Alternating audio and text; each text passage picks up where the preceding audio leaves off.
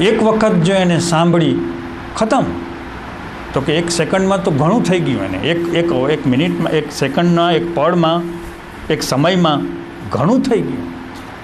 પછી તો એનો પ્રવાહ ચાલશે. પછી માત્ર જ્ઞાનીની વાણીની સાંભળવાનું નથી, પછી તો એ જ્યાં બેઠો છે, જે કંઈ સાંભળે છે એને માટે અનાહત છે કે હું આત્માને સાંભળી રહ્યો છું. જ્યારે આત્માને સાંભળે છે ત્યારે એ પોતાને જ સાંભળી રહ્યો છે. ઘરમાં રૂમમાં બેઠા છીએ, રસોડામાં બેઠા છીએ, અને રસોડાની અંદર જે ગેસનો વઘાર થાય છે, તપેલીમાં વઘાર થાય છે, એનો જે અવાજ આવે છે, તો જે સાવધાન છે કે મારે શા માટે 5 કલાક બગાડવી, રસોઈને હજી અડધો કલાકની વાર છે. ઘરના લોકો રસોઈ કરે છે ને એમ કહે છે અડધો કલાકને રસોઈ થતાં વાર લાગશે. તો જે ખરેખરો આંતરતપવાળો માણસ છે એ ખૂણામાં બેસી જાય છે, ખુરશી ઉપર, અને એ જે અંદર ઠામ વાસણનો ખખડાટ થાય છે, કપ રકાબીનો જે ખખડાટ થાય છે, રસોઈની વાનગીને લગતો જે સુગંધ આવે છે, અવાજ આવે છે, ને શાંતિથી સરળથી કરે છે. એટલે પોતાની અંદર એનું જાણપણ ઊભું થઈ જાય છે કે આ બહાર નથી બનતું પણ અંદર બને છે.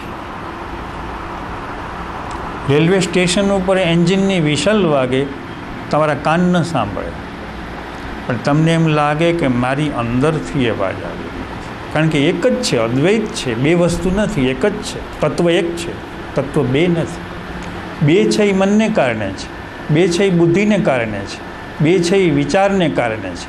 પણ જ્યારે મન શાંત હોય, બુદ્ધિ શાંત હોય, સંવેદના જ્યારે શાંત હોય, ત્યારે જે અવાજ છે એ મારા આત્માનો અવાજ છે. કોઈ બીજો બોલે છે તો એ મારા આત્માનો અવાજ, સારું બોલે છે તો એ મારા આત્મામાંથી આવે, ખરાબ બોલે છે તો એ પણ મારા આત્મામાંથી આવે છે.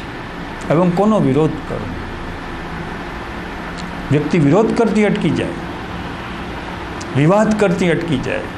કોઈ પણ વ્યક્તિ મારા આત્માનો જ અવાજ છે, મારા જ આત્મામાંથી આવી રહ્યો છે. આ અંતરતપ છે. હવે ઘણી વખત જે અનુભવવાળો માણસ હોય તો એની હાજરીમાં એને ઘણું સહેલું લાગે. કેમ સહેલું લાગે? કે એ વખતે જે એની આત્માની જે ઉપસ્થિતિ છે, તો કે ઉપસ્થિતિને કારણે એની જે બુદ્ધિ જે છે એ વિશ્રામમાં આવી જાય, એનું મન વિશ્રામમાં આવી જાય, એટલે સહેલું લાગે. પણ જ્યાં આત્માની ઉપસ્થિતિ નથી, તો કે ત્યાં એના મનના અંતરાયો આવી જાય, એના શરીરના, બુદ્ધિના બધા જે અંતરાયો છે એને ઘેરી વળે. હવે અંતરાયોને કાપતા એને કામ કરવું પડે, પરસેવો ઉતરી જાય. પછી એને કોઈ સારા ગ્રંથનો આશરો લેવો પડે, સારી ક્રિયાનો આશરો લેવો પડે, સ્વાધ્યાયનો આશરો લેવો પડે, કારણ કે અંતરાયોને કાપવાના છે,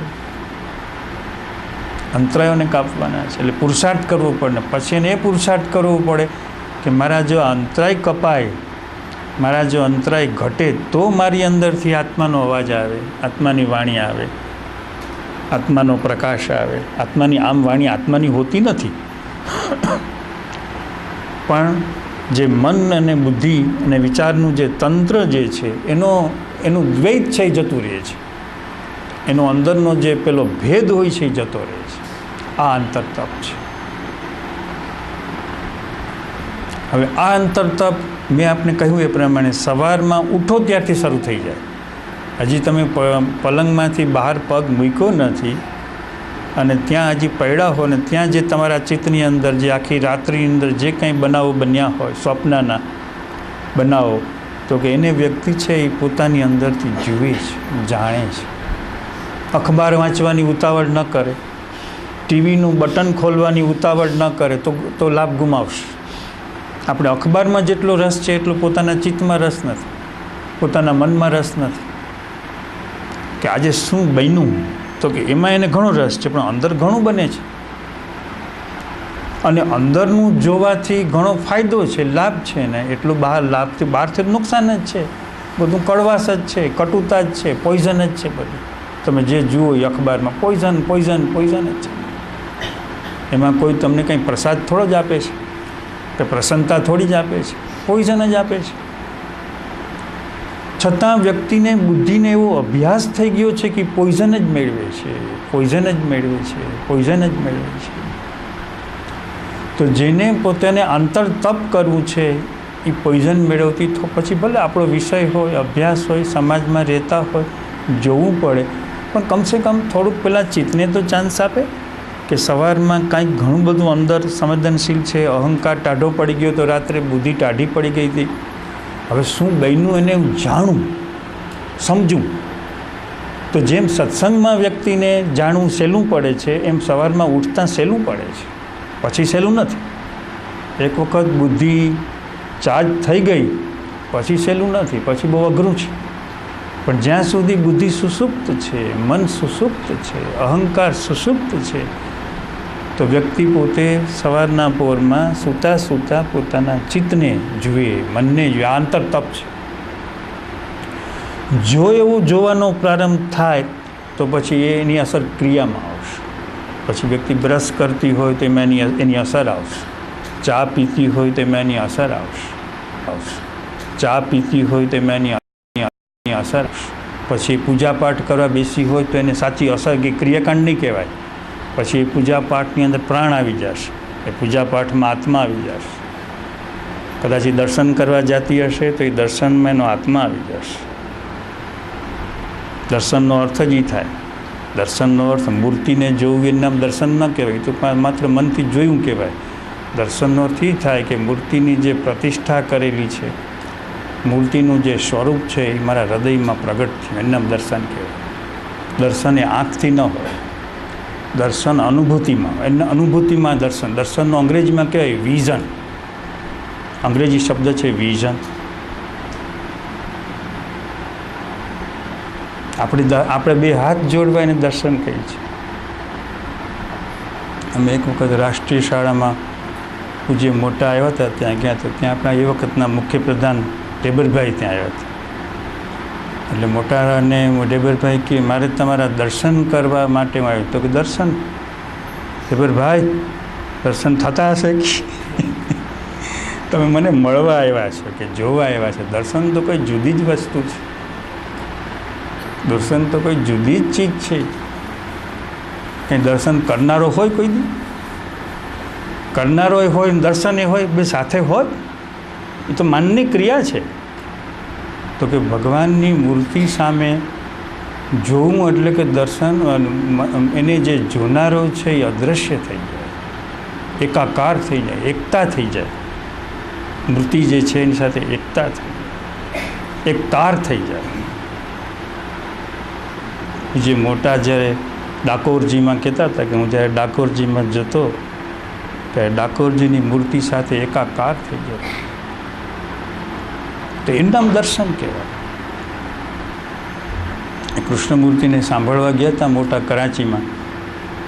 તો કૃષ્ણમૂર્તિને સાંભળતા સાંભળતા પ્રવચન પૂરું થઈ ગયું ને એની ઉપર 1 કલાક થઈ ગયો તો એ મોટાની સમાધિ તૂટી ના, એની સમાધિ ચાલુ રહી. 1 કલાક સુધી એકાકાર થઈ ગઈ કે આ બોલનાર નથી ને હું સાંભળનારો નથી. આ કૃષ્ણમૂર્તિ બોલનાર નથી અને મોટા કહે કે હું સાંભળનાર નથી. તો કે બોલનારનો સાંભળનારમાં લય થઈ ગયો ને સાંભળનારનો બોલનારનો લય થઈ ગયો.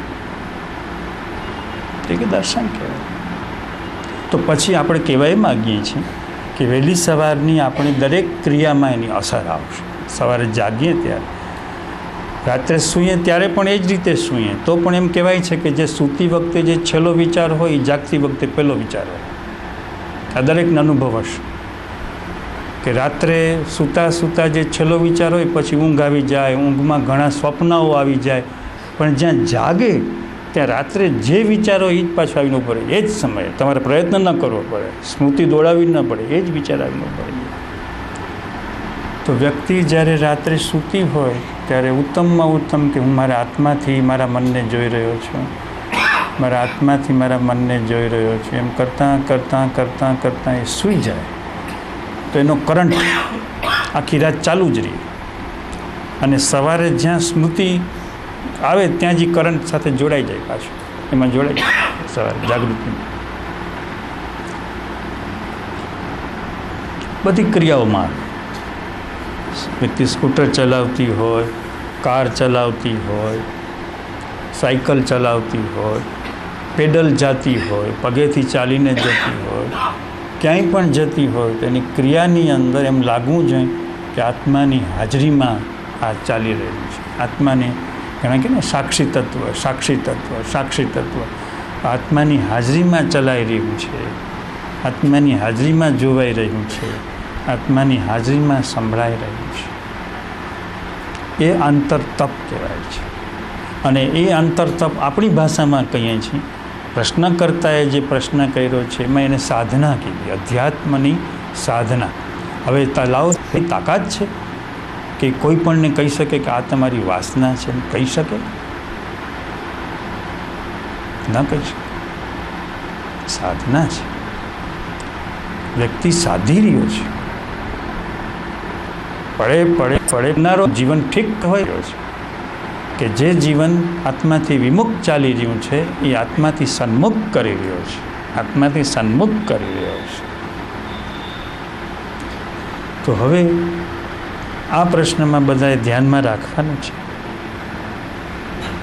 કે આપણે શુભ અને અશુભ ક્રિયાથી તો ઊંચે આવી ગયા અને શુદ્ધ ભાવમાં તો આવી ગયા, પણ લાઓત્સે જેવો આપણને પડકારે છે કે શુદ્ધ ભાવમાં આવ્યા પછી પણ સાધક ભગવાન વિષય વાસનામાં હોય છે. એ વિષય વાસના શું એ આપણે શરૂઆતનું બધું આપણે કહી દીધું, અને એમાં હજી કેટલું ઉમેરી શકાય, પણ બહુ જાજો ટાઈમ એમાં ન લેવો કે એમાં ઘણું બધું આવે.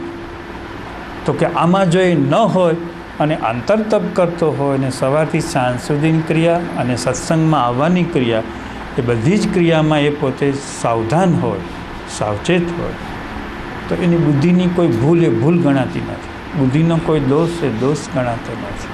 સાધી રહ્યો છે. વ્યવહારની કોઈ ભૂલ એ ભૂલ ગણાતી નથી, સાધી રહ્યો છે. તો હવે આપને આ વસ્તુ ચોખ્ખી થાય છે કે કાં તો વ્યક્તિ અધ્યાત્મમાં સાધનામાં હોય છે ને કાં તો વાસનામાં હોય છે. અને બંને વસ્તુ એક સમય એવો આવે છે કે સાધના શાંત થઈ જાય છે. વ્યક્તિને સાધવું પડતું નથી. જ્યારે વ્યક્તિ પૂરેપૂરો આત્માનો મિત્ર બની જાય છે, પોતે જ આત્મા બની જાય છે, પછી સાધના ન હોય, પછી જે કંઈ બને છે એ બને છે. જે કંઈ બને છે એ આત્મા દ્વારા જ બની રહ્યું છે, આત્માના માધ્યમથી જ થયું છે. કારણ કે આત્મામાં કંઈક કરવાપણું ન હોય. કંઈક કરવું એ બુદ્ધિનો સ્વભાવ છે, શરીરનો સ્વભાવ છે, મનનો સ્વભાવ છે. ક્રિયા ન હોય, ક્રિયા ન હોય પછી તો એનું જે હોવાપણું છે તો કે એ જ સાધના છે. માત્ર હોવાપણું, માત્ર હોવાપણું. જુએ છે એ સાધના છે, સાંભળે છે સાધના છે, બોલે છે સાધના છે, ખાય પીએ છે સાધના છે, ઊંઘે છે સાધના છે, ધંધો કરે છે, વેપાર કરે છે સાધના છે. જે કંઈ કરે છે એમ બધું જ પછી છૂટું નથી, જુદું નથી. લોકોને જુદું હોય છે કે આ દિશા બધી મનની ને બુદ્ધિના બધા ગોટાળા, ગડબડ ગોટાળા એ બધા એક દિશામાં ને સાધના જુદી દિશામાં. તો કે એ ના હાલે. તો કે એ બધું જે છે એક જ દિશામાં આવી જાય અને પોતાનું જે અસ્તિત્વ છે એ જ એનો સંદેશ, એનું હોવા પણ. તો આ પ્રશ્ન આપણે અહીં સમેટીએ છીએ અને એમાં જો કંઈ પ્રશ્ન કરતાને કંઈ રહી જતું હોય તો ફરી પાછો ખુલાસો કરી લઈએ. રહી જતું નથી ને કંઈ. આમાં જો કોઈને કંઈ વિશેષ પ્રકાશની જરૂર હોય તો આ પ્રશ્નને બગડવા ન દેતા. બહુ સરસ ચાલ્યું છે, બગડવા ન દેતા ને એની અનુસંધાને કંઈક પૂરક કંઈક થવા દો.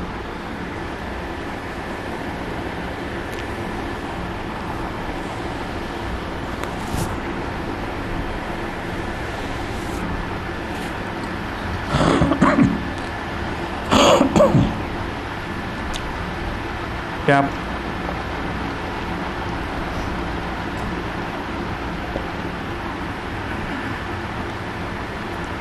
પૂછવું છે કે પૂછવું?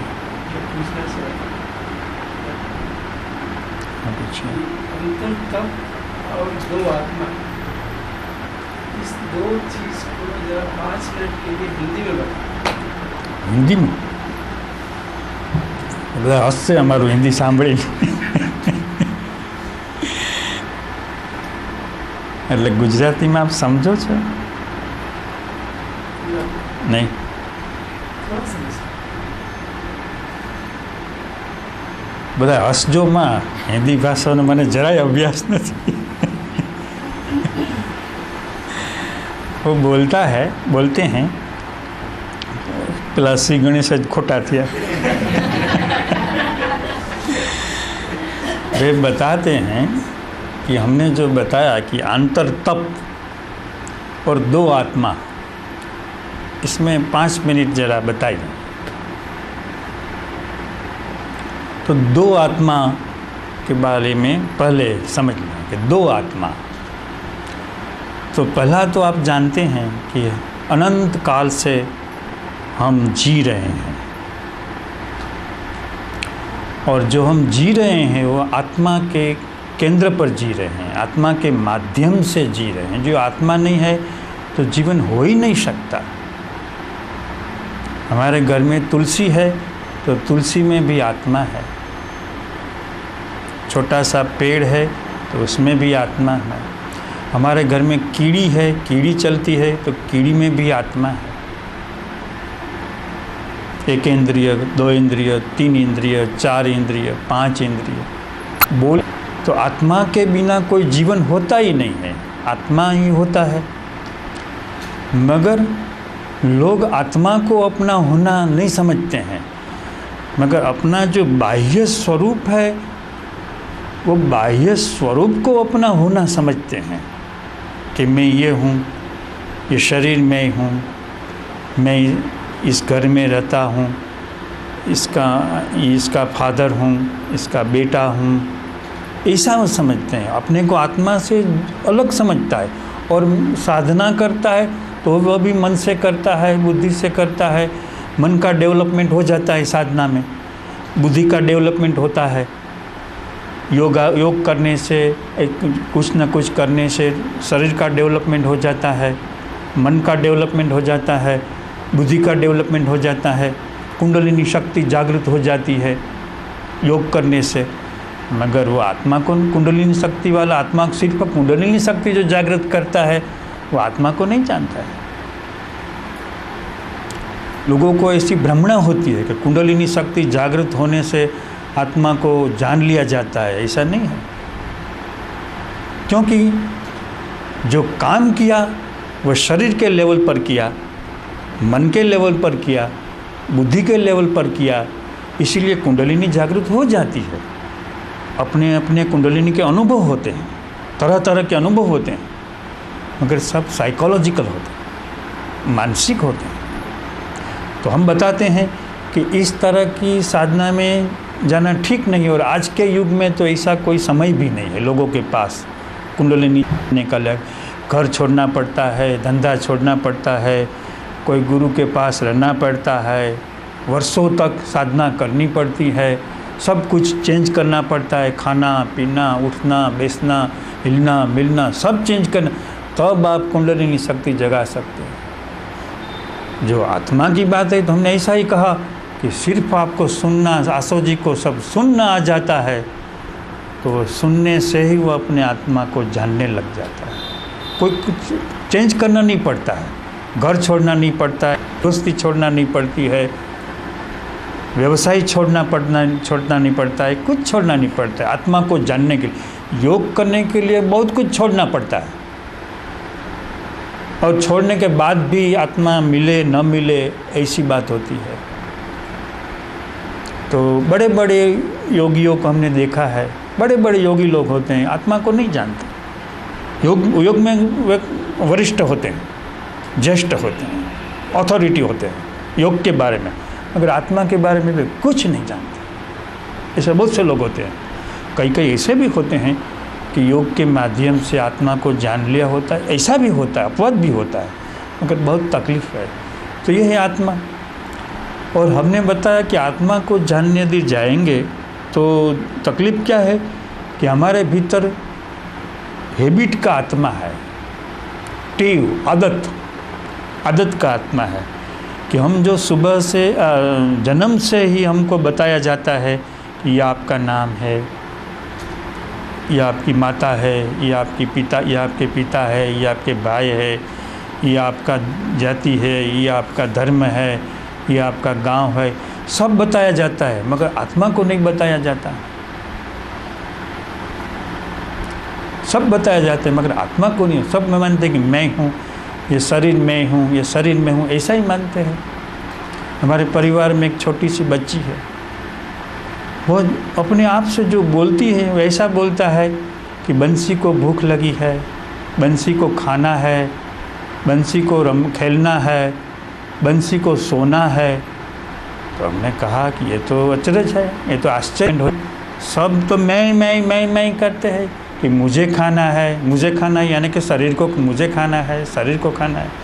मगर ये छोटी सी 1.5 साल की बच्ची कह रही है कि बंसी को खाना है, बंसी गिर गई, बंसी को लग गया ऐसा बोलती। तो ऐसा अभ्यास तो कोई नहीं करता है। एक ज्ञानी पुरुष है, वो बताते थे, ये वलसाड़ के पास धर्मपुर में है, किया कि मैं छोटी छोटी बच्चे को मैं प्रयोग करता था कि भी आत्मा को वे जानने का प्रयास। क्यों ऐसा छोटे छोटे बच्चे को वे प्रयत्न करते थे कि लोग इसके भीतर जो हैबिट का जो आत्मा है वो क्रिएट ना हो जाए।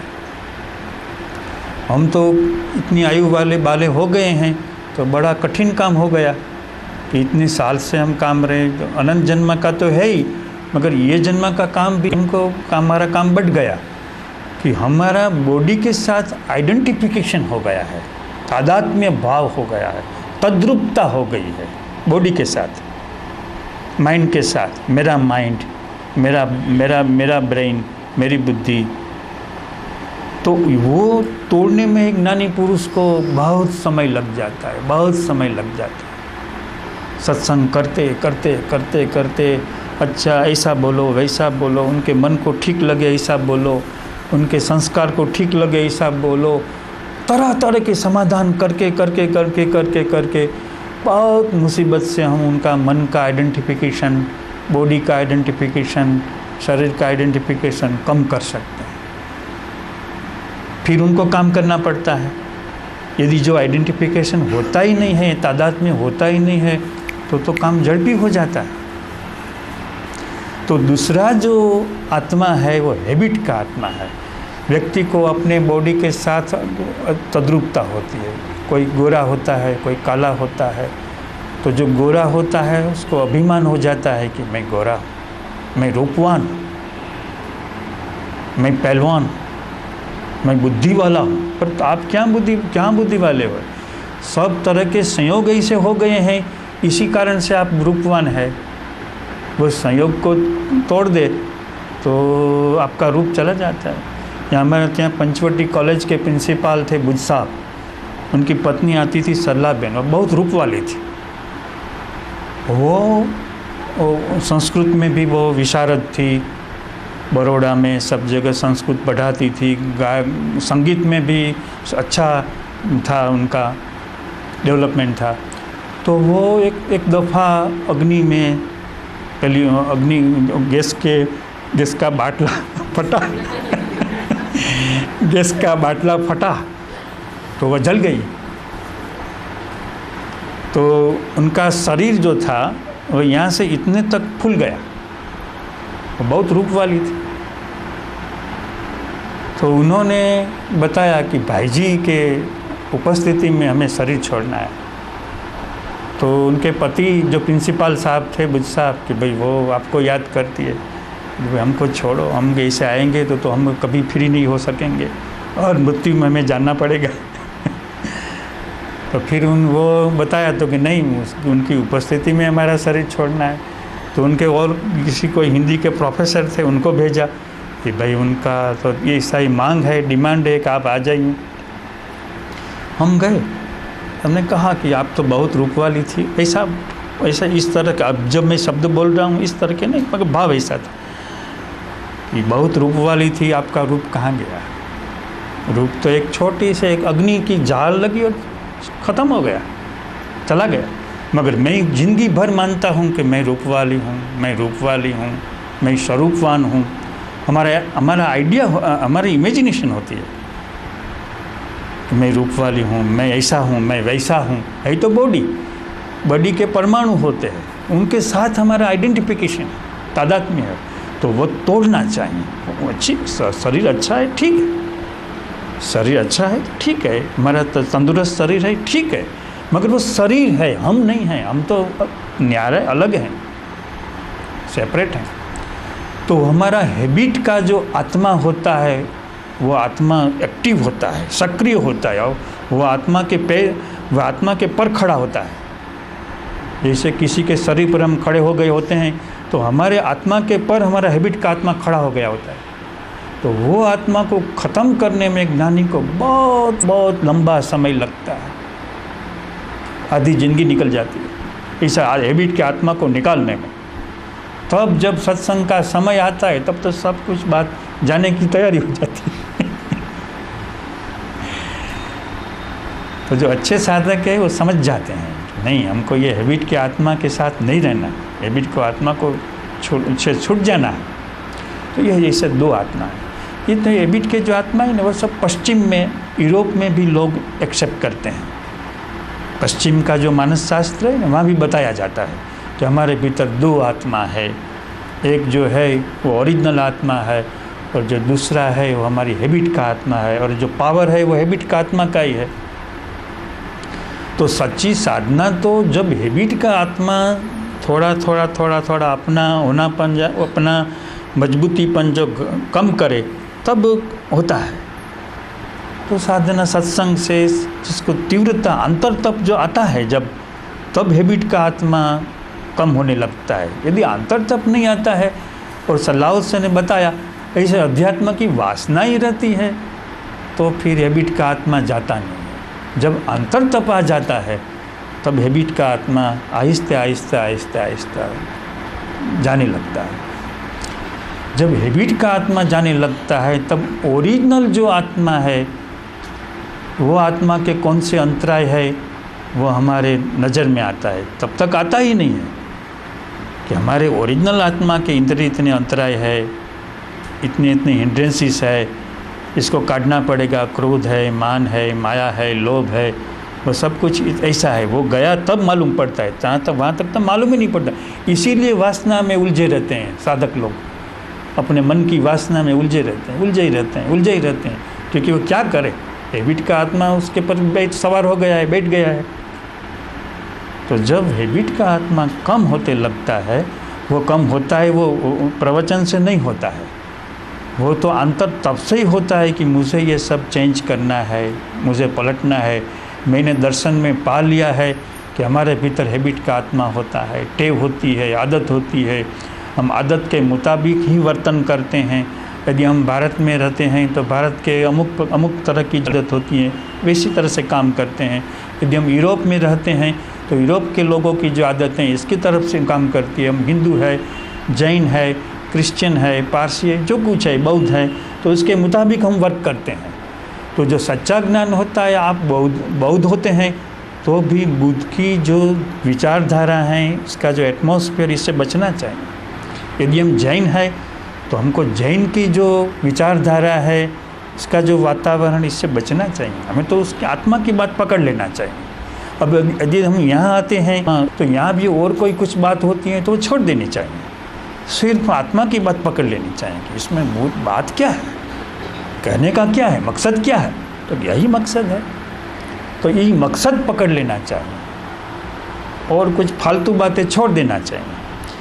तो ऐसा करने से अंतर तप होता है, और अंतर तप से व्यक्ति अपने स्वरूप की जो हिंड्रेंसेस है वो पकड़ने लगता है। और जैसे हमने बताया कि वो सिर्फ सुनने में रस नहीं लेता है, मगर जो सुना जाता है वो कहाँ सुनने का एटमॉस्फेयर होता है, वातावरण होता है, वो पकड़ता है, वो जानता है।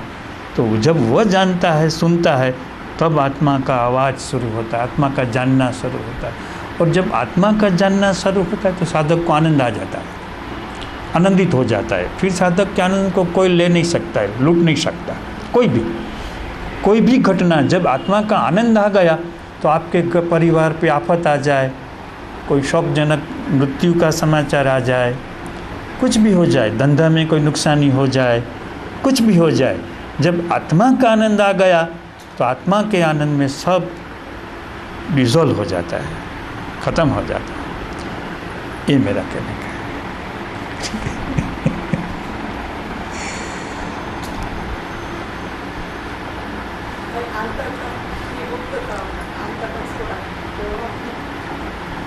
શું કે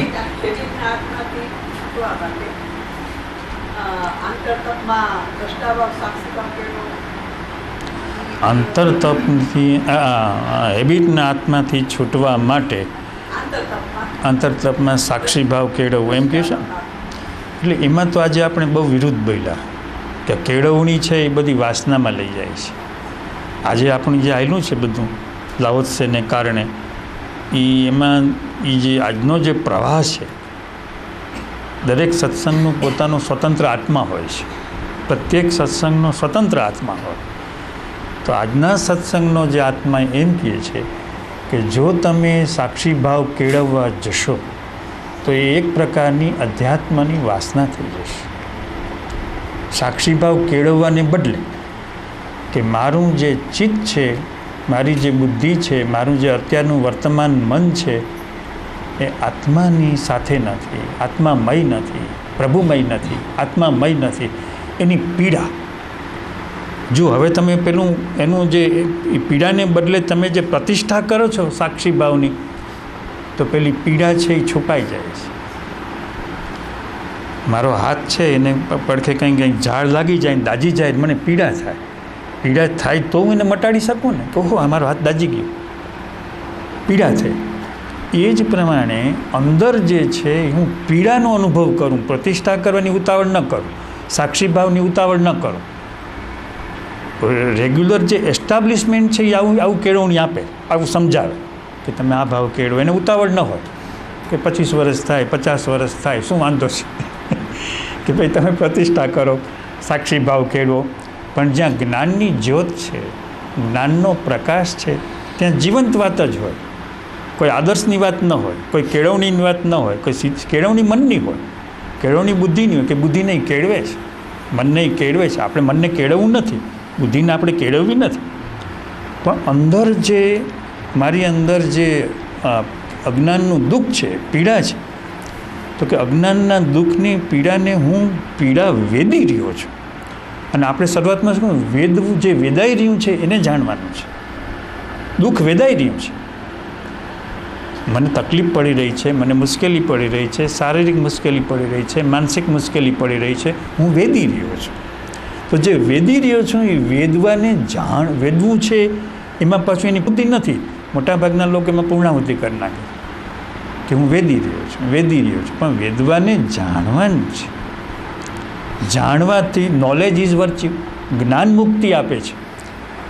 જે મુક્તિ આપે છે એ જ્ઞાન મુક્તિ આપે છે કે વેદનાને જાણવું, ટુ નો. જાણવું જે છે એ આખી જાણવાનો જે એ અગ્નિ છે, તો કે એ મનને ખતમ કરી નાખે છે, છૂટું કરી નાખે છે. નો થાય સેલ્ફ, તું તારી જાતને જાણ, તું તારી જાતને જાણ, તું તારી જાતને જાણ. હવે જે તમે જો સાક્ષી ભાવ કેળવવા જાઓ તો એક કીડીની માં મરી ગયા જેવું છે. એ સમાધાન કે ભાઈ હવે કેળવો, સાક્ષી ભાવ કેળવો, એ કેળવણી થઈ, કેળવણી નહીં. ત્યાં ને ત્યાં ભલે ને આપણે કંઈ મનની કંઈ કેળવાયની કશો વાંધો નહીં. હું જાણી રહ્યો છું, હું મારી વેદનાને જાણી, હું મારા દુઃખને જાણી રહ્યો છું, મારા અજ્ઞાનને જાણી રહ્યો છું.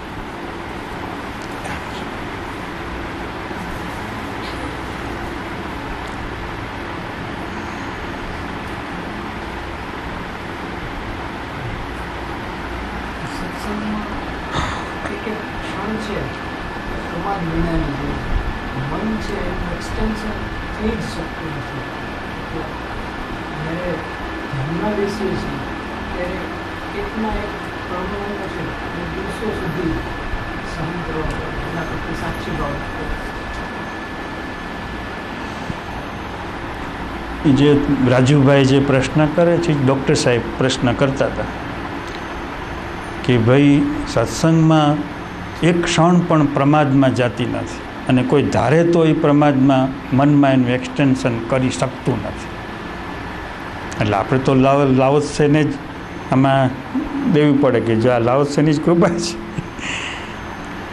સત્સંગમાં એમ કહે છે કે સત્સંગમાં એક પણ પળ, એક પણ સમય પ્રમાદનો નથી હોતો. જેને સમજણ હોય જોઈ લે. મને ડૉક્ટર સાહેબ 2-4 રવિવાર પહેલાં જ કહેતા હતા, મને કે આપણા સત્સંગમાં એક ક્ષણ પણ પ્રમાદ આવતો નથી. એ તો આમ હજી આવ્યા નથી ચાલુ થઈ જાય છે. ખુરશી ઉપર કે બેઠા નથી અને આજે આમ પહેલું વાક્ય પડ્યું નથી અને શરૂ થઈ જાય છે ઠેઠ અંતિમ વાક્ય સુધી. કેમ? તો કે પ્રગલ્ભ આત્મા છે. પ્રગલ્ભ આત્મા હોય ત્યાં પ્રમાદ કેવો, ત્યાં આળસ કેવી, ત્યાં અસત્ય કેવું, ત્યાં જૂઠ કેવું, ત્યાં પ્રપંચ કેવો. તો કે જે લાભ છે એ આ છે કે જો સામે પક્ષે જો અપ્રમાદ છે તો એ અપ્રમાદ છે એ વ્યાપી જાય, પ્રસરી જાય. સાધકોના ચિત્તમાં અપ્રમાદ થઈ જાય. એટલે એટલો વખત માટે એ જે સાધકોનું ધ્યાન છે એ ધર્મ ધ્યાન થઈ જાય. આર્ત ધ્યાન નહીં, રૌદ્ર ધ્યાન નહીં, ધર્મ ધ્યાન.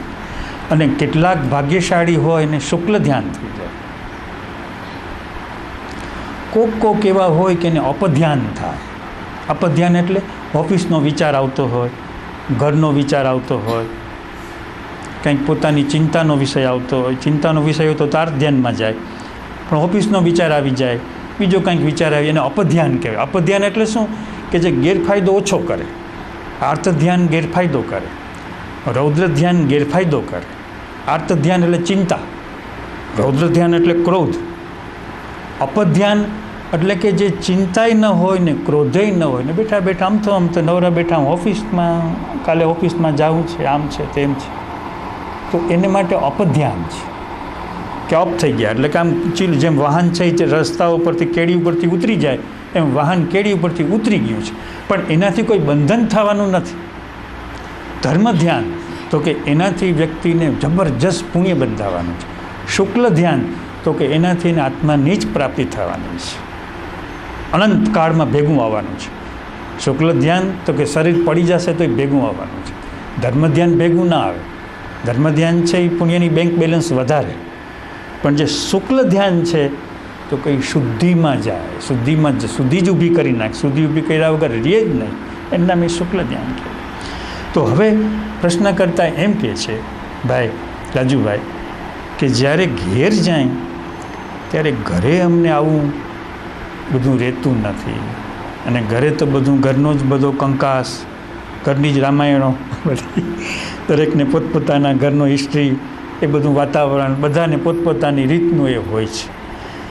તો હવે આપણે એમાં શું છે કે કમ્પેરિઝન કરવું નહીં, સરખામણી ન કરવી. દરેક સ્થાનને પોતાનું વાતાવરણ હોય છે. દરેક સ્થાનનું કોઈ પણ સ્થાન એવું ન હોય કે જેમાં વાતાવરણ ન હોય. વાતાવરણ વગરનું કોઈ સ્થાન હોઈ જ ન શકે. જેમ જેમ વ્યક્તિની જ્ઞાન સ્થિતિ જાગૃત થતી જાય એમ એ વાતાવરણ એને જ્ઞાનના પ્રકાશમાં એ વાતાવરણ એને ઓળખાઈ જાય. એટલે એ વાતાવરણમાં એનો જ્ઞાનનો પ્રકાશ વહેવા માંડે. હું તમને એક દાખલો આપું.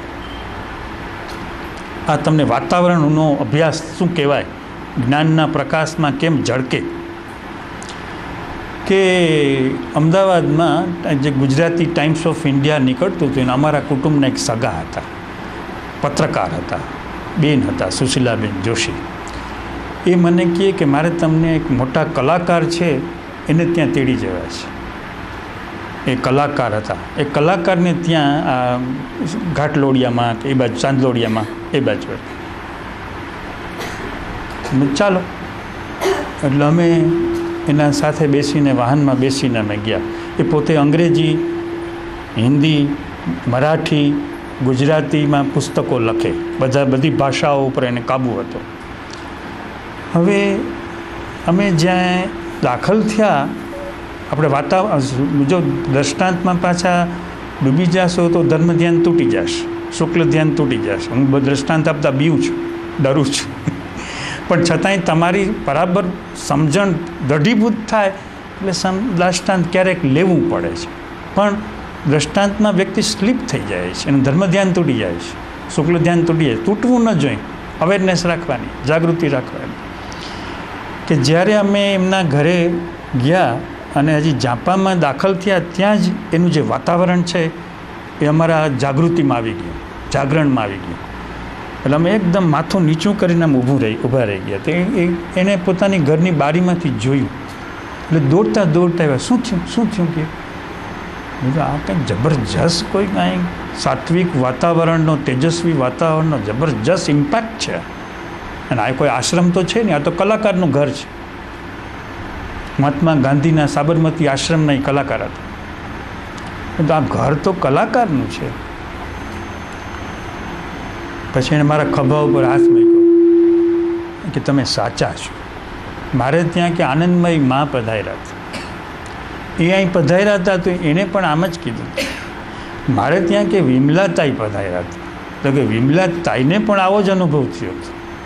અને તમે ત્રીજા છો આવો અનુભવ, વાતાવરણને પકડવાવાળા. પછી અમે વિમલાતાઈને સંદેશો કેવડાવ્યો કે ભાઈ આ પ્રમાણે અમે એક કલાકારને ઘેર ગયા હતા અને તમારું એને નામ લીધું કે આ તમને આવો અનુભવ થયો હતો, તો અમે આ ત્રીજા છીએ, આ શું છે એવું અમે એને ચિઠ્ઠી લખીને આ પ્રજ્ઞાબેન અમારા દીકરી છે એના મારફત સંદેશો મોકલાવ્યો હતો. તો એણે એ વખતે તો કે અત્યારે તો હું રિકલેક્ટ કરી શકતી નથી, પણ પછી હું જોઈશ આ પ્રમાણે. તો હવે વાતાવરણ, હવે પ્રશ્ન શું છે કે દરેક, આપણે શું મુદ્દો છે કે દરેક સ્થાનને પોતાનું વાતાવરણ હોય છે. હવે જ્યારે આપણે એમ કહીએ કે ઘરમાં ક્લેશ છે, ઘરમાં કંકાસ છે, ઘરમાં શાંતિ નથી, ઘરમાં અશાંતિ છે, તો એને કંઈ તમે ફેરફાર નહીં કરી શકો, એ વાતાવરણને ફેરફાર નહીં કરી શકો.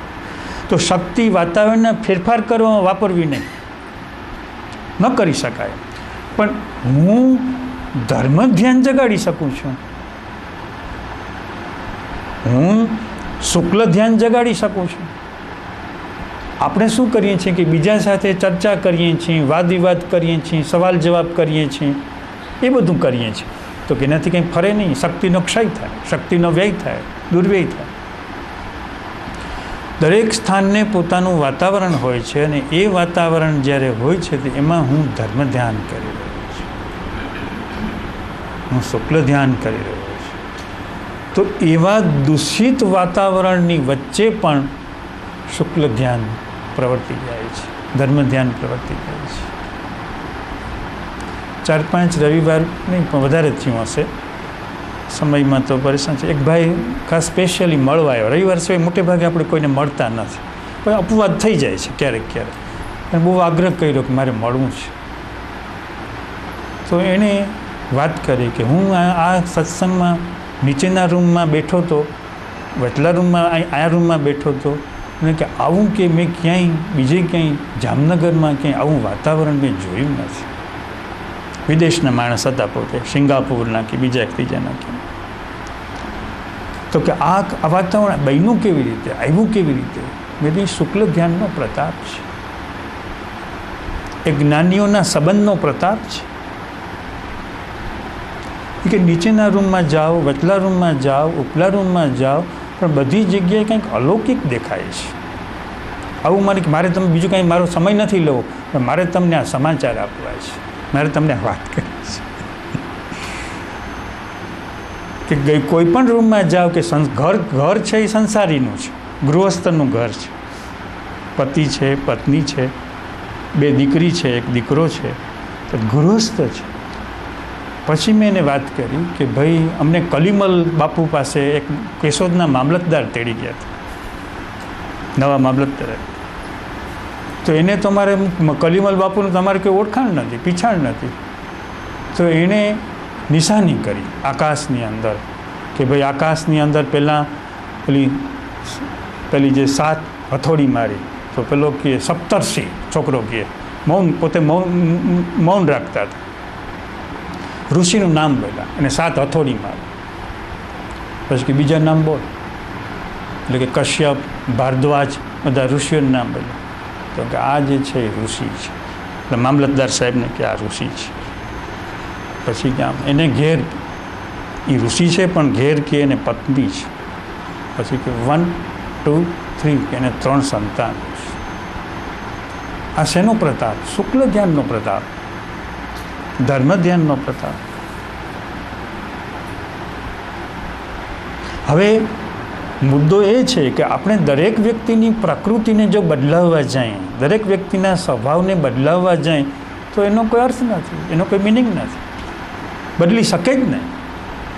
પણ હું પોતે મારી અંદર જેમ અત્યારે સત્સંગનું જે વાતાવરણ છે, એ સત્સંગનું જે વાતાવરણ છે, તો કે એ વાતાવરણમાં જેમ ધર્મ ધ્યાન ઊભું થઈ જાય છે, થાય છે કે નથી થતું? આર્ત ધ્યાન બંધ થાય છે, રૌદ્ર ધ્યાન બંધ થાય છે, અપધ્યાન બંધ થાય છે, ધર્મ ધ્યાનને શુક્લ ધ્યાન થઈ, તો કે એટલો વખત તો વ્યક્તિ જે છે એ મનની બહાર નીકળી ગઈ.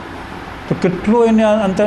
સત્સંગમાં વાણી મહત્ત્વની નથી, પ્રવચન મહત્ત્વનું નથી, પણ શ્રોતા ભગવાનની જે સ્થિતિ જે છે એ શરીર છૂટ્યા પછીની ઉર્ધ્વગામી થઈ કે નહીં એ જોવાનું છે. કે શરીર છૂટી ગયા પછી એ ઉર્ધ્વગામી ગતિ પકડશે હેલિકોપ્ટરની, રોકેટની કે નહીં, જ્ઞાનીને એ જોવાનું હોય, વાણી જોવાનું ન હોય, ભાષણ જોવાનું ન હોય. તો અમે પડે પડે ક્ષણે ક્ષણે આ ભાવમાં છીએ કે અમે આવ્યા તો કે 1 કલાક 2 કલાક તો કે એક પળ, એક સમય અમારો વ્યર્થ શેનો જાય, નકામો શેનો જાય અમારો? કે માણસો પોતે સમય છોડીને, કામ છોડીને, ધંધો છોડીને કેટલા માઇલ દૂરથી આવીને અહીં બેઠા, તો કે અમારી જવાબદારી છે, રિસ્પોન્સિબિલિટી છે.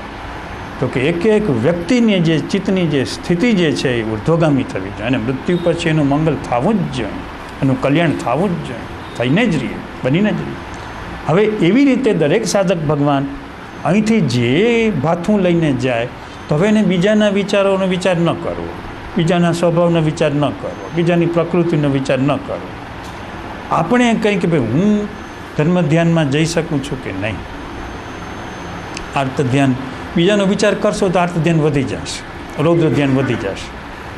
હું ધર્મ ધ્યાન કરી શકું છું તો ધીમે ધીમે ધીમે ધીમે આપણને દરેક વાતાવરણની સાથે સંવાદ કરવાનું આવી જાય છે. કે આ વાતાવરણમાં આમ સંવાદ થાય, આ વાતાવરણમાં આમ સંવાદ થાય, આ વાતાવરણમાં આમ સંવાદ થાય. એટલે આત્માનો જે પ્રગટ જે આત્મા છે એ પ્રગટ આત્માની એ કામગીરી હોય છે, પ્રગટ આત્માનો એ સ્વભાવ છે.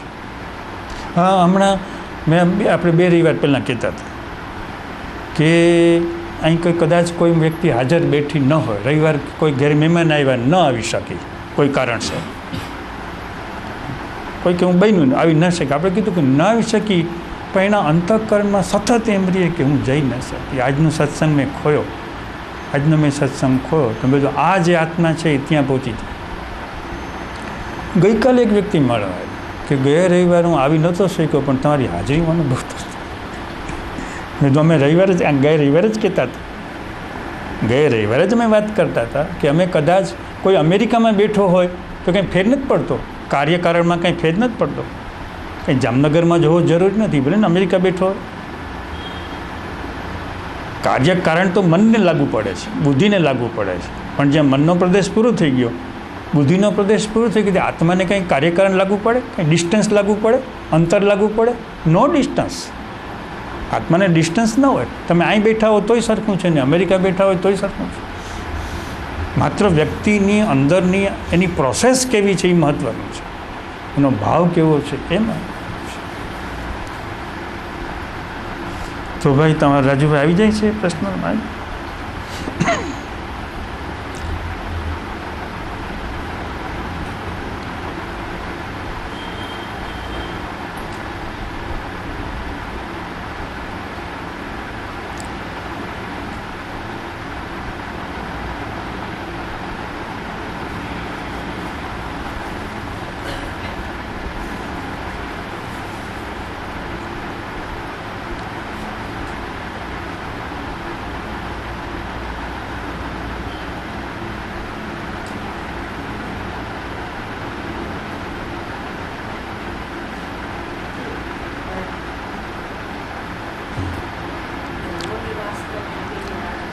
છે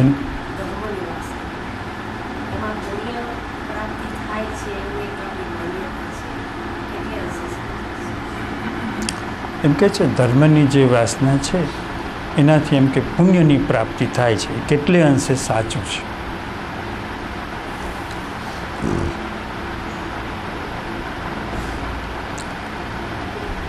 જો જૈન માણસમાં ધાર્મિક ભાવના જ્યારે સક્રિય થાય ત્યારે એમાં શું હોય તો કે એમાં આર્ત ધ્યાન છે એ ઝાંખું પડી જાય, ચિંતા ઝાંખી પડી જાય, રૌદ્ર ધ્યાન છે એ ઝાંખું પડી જાય. એટલે જે પ્રકૃતિનું જે ઉત્તમ તત્વ જે છે એ ધર્મભાવમાં આવી જાય. એટલે નિશ્ચિત રીતે પુણ્ય બંધાય જ.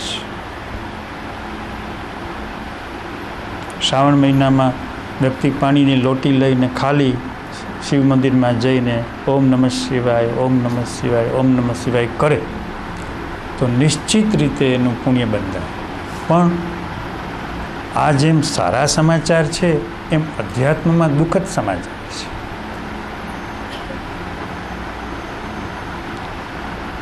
સંસારીઓ માટે આ સારા સમાચાર છે, પણ આધ્યાત્મવાદીઓ માટે આ સમાચાર સારા નથી.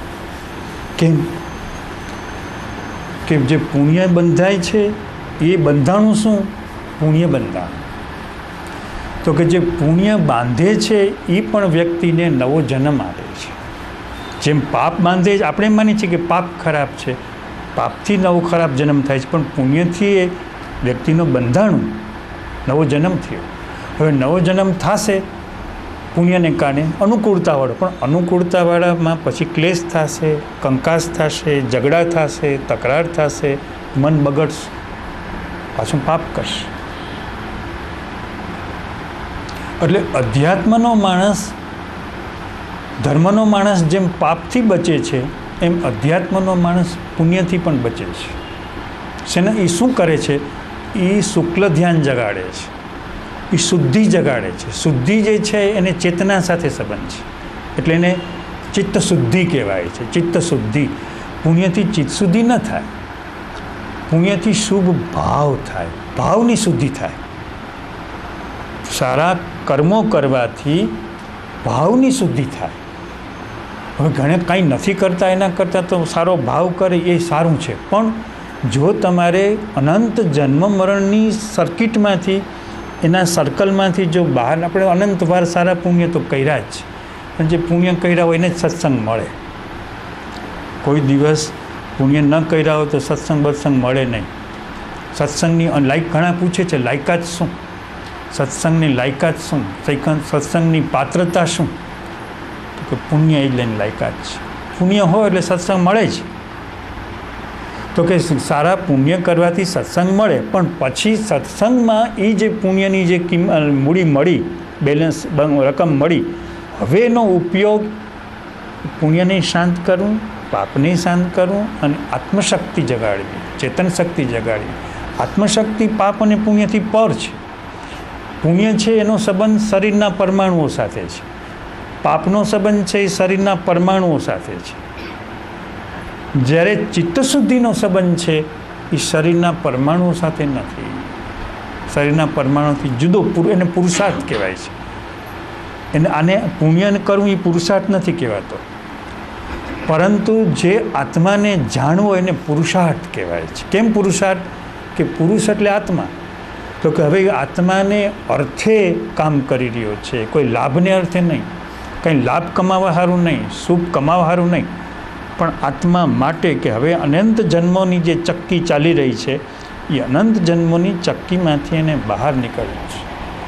પણ જે લોકો શુદ્ધિભાવ જગાડી શકતા ન હોય અને કોઈ દિવસ કોઈને પુણ્યકામમાં અટકાવાય નહીં, પણ જ્યારે એમ કહીએ, ફરિયાદ કરે કે આટલા મેં પુણ્ય કર્યા પણ છતાંય મારા દુઃખનો અંત આવતો નથી. રાજકોટના એક ઝવેરી છે, માનસશાસ્ત્રમાં એણે PhD કર્યું છે. એ પોતાના મામાની વાત કરતા હતા કે મારા એક મામા છે, બહુ ધાર્મિક છે, સવારથી સાંજ સુધી એ દેરાસરમાં જ હોય, મંદિરમાં જ હોય, જ્યારે જુઓ ત્યારે, પણ કે એના કુટુંબના દુઃખોનો કોઈ અંત નહીં. દુઃખ દુઃખ દુઃખ દુઃખ દુઃખ દુઃખ દુઃખ દુઃખ. બધાની સાથે સારું વર્તન કરે, ખમા ખમા ભાઈ સાહેબ બાપા, ભાઈ સાહેબ બાપા, બધાને ભાઈ સાહેબ બાપા કર્યા કરે, આખો દી નામ જપ્યા કરે, પણ દુઃખનો કોઈ અંત નહીં. તો જે પુણ્યનું જે બેલેન્સ છે એ પહેલાં દુઃખને કાપી શકતું નથી. આત્માનું જ્ઞાન છે એ દુઃખને કાપે છે, એ દુઃખનો છેદ ઉડાડી દે છે. આત્માનું જ્ઞાન દુઃખને કહે છે ને ભસ્મ કરી નાખે છે. આત્માનો અગ્નિ, જ્ઞાનનો અગ્નિ દુઃખને ભસ્મ કરી નાખે. પણ પુણ્ય જે અગ્નિ નથી, પુણ્ય એક પરમાણુ છે. તો એની જે બેલેન્સ છે દુઃખનું, આપત્તિનું, સંકટનું, તો કંઈ કપાતું નથી. એને અનુકૂળતા મળે છે, આખો દી ભજન કર્યા કરે છે, આખો દી નામ જપ કર્યા કરે છે, અને સમય મળે છે, પણ પેલું કપાતું નથી. એટલે જે દુઃખ જે કપાય છે એ ચિત્તની શુદ્ધિથી કપાય છે. ચિત્ત શુદ્ધિ, ચિત્ત શુદ્ધિથી દુઃખ કપાય છે. અને દુઃખ પણ કપાય છે, અને સુખ પ્રત્યેની જે એની આસક્તિ હોય એ પણ કપાય છે. બે કપાય છે. છતાંય જે કોઈ પુણ્ય કરતા હોય સારું છે. જ્યારે એ પ્રશ્ન કરે કે આટલા પુણ્ય કરવા છતાં મારા દુઃખનો અંત આવતો નથી, ત્યારે આપણને કહેવું પડે કે માર્ગ જરાક થોડોક બદલાવો. પણ જ્યાં સુધી એને પોતાને પ્રશ્ન ન થાય ત્યાં સુધી એનો માર્ગ અંતરાય નહીં, કોઈનો માર્ગ અંતરાય નહીં. પ્રશ્ન થાય ત્યારે માર્ગ એનો અંતરાય. એમને પ્રશ્ન કર્યો તો આપણે ખુલાસો કરી દીધો કે ભાઈ પુણ્ય છે એ દુઃખને કાપશે નહીં, પણ ચિત્ત શુદ્ધિ છે એ દુઃખને કાપશે. તો હવે તમારે શું કરવું છે? તો કે હું પુણ્ય પણ કરું, પૂજા પણ કરું, પણ એ પૂજા દ્વારા હું જાગૃત રહું કે આ પૂજા હું ચિત્તશુદ્ધિ માટે કરું છું, આ ક્રિયાકાંડ હું ચિત્તશુદ્ધિ માટે કરું છું, આ કર્મકાંડ હું ચિત્તશુદ્ધિ માટે કરું છું. એવો દ્રઢ સંકલ્પ હોય તો એ શુદ્ધિમાં ફેરવાઈ જાય, એ ક્રિયા શુદ્ધિમાં ફેરવાઈ જાય. કોઈ દેવ મંદિરમાં 5-10 સાધકો હોય, 10 સાધકો દર્શન કરતા હોય, કંઈક નામ સ્મરણ કરતા હોય, કંઈક સ્તવન ગાતા હોય, પ્રાર્થના કરતા હોય, પણ 10માં 2-3 એવા હોય કે એના સ્તવન સરખા જ હોય, એના હાથની ક્રિયા સરખી જ હોય, એનો ભાવ સરખો જ હોય, પણ એક સ્તવન કરતાં મારે મનને ગાળવું છે, મારી બુદ્ધિને ગાળવી છે, મારા વિચારને ગાળવું છે. જેમાં આપણે કીધું ને કે ઘરમાં એવું વાતાવરણ નથી હોતું, માટે હું દેવ મંદિરમાં જાઉં છું, કારણ કે ઘરમાં એવું વાતાવરણ નથી હોતું. સંસારમાં એવું ન હોય, કારણ કે ત્યાં સંસારી વાતાવરણ હોય, સંસાર ભડકે બળતો હોય ઘરની અંદર, પણ દેવ મંદિરની અંદર વાતાવરણ સારું હોય. અહીંયા કંઈ સંસારી વાતાવરણ ન હોય, ભડકે ભલે ગમે એવા પાખંડી માણસ આવતા હોય, પણ દેવ મંદિરનું વાતાવરણ સંસારી ન કહેવાય. તો દેવ મંદિરની અંદર વ્યક્તિ જ્યારે જઈ અને પોતે જ્યારે એવો ભાવ કરે છે કે ભાઈ મારે તો ઘરની અંદર ક્લેશ ઘણો છે, કંકાસ ઘણો છે, માટે હું અહીં કરું. કોઈ ઘણા વિષ્ણુ સહસ્ત્ર નામના પાઠ કરવા હોય તો ઘેર બેસવાને બદલે ત્યાં જઈને કરે, તો કે એનું ફળ ઘણું છે, કારણ કે એના તરંગો વાતાવરણ જુદું છે, ત્યારે ઘરના વાતાવરણ તરંગો જુદા છે. તો કેટલીક વખત ક્રિયા કરનાર પેલો જે છે એ માત્ર સ્તવન જ કરે છે અને પ્રાર્થના જ કરે છે, તો કે એને પુણ્યની બેલેન્સ વધી ગઈ, એની પાસબુકમાં પુણ્યની બેલેન્સની એન્ટ્રી પડી ગઈ. બીજો સાધક છે કે ભાઈ મને ઘરમાં અશાંતિ ઘણી છે, બેચેની ઘણી છે, ઘરમાં ત્રાસ ઘણો છે, માટે હું અહીં મારું ચિત્ત શુદ્ધિ થાય એટલા માટે આ સ્તવન કરું છું. તો બેય ક્રિયા સરખી કરી, પણ બેયના અંતરના ભાવ જુદા છે. તો પેલા માણસની ચિત્ત શુદ્ધિ થાય અને પુણ્ય પણ મળે, પણ એ પુણ્ય પેલા ખાતે વપરાય નહીં, ખર્ચાય નહીં, સત્સંગ મળે એને. એટલે કોઈ ક્રિયાનો વિરોધ નથી, પણ ક્રિયામાં ભાવ શું છે એ માટે.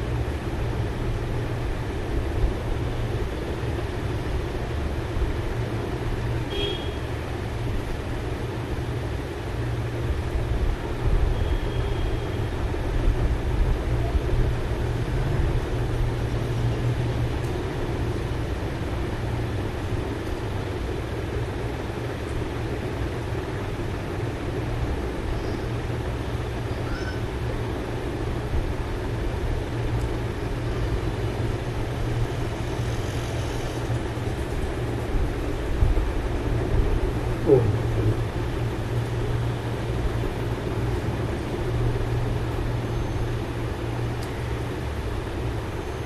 ગુજરાતીમાં સમજ તો પડે ને.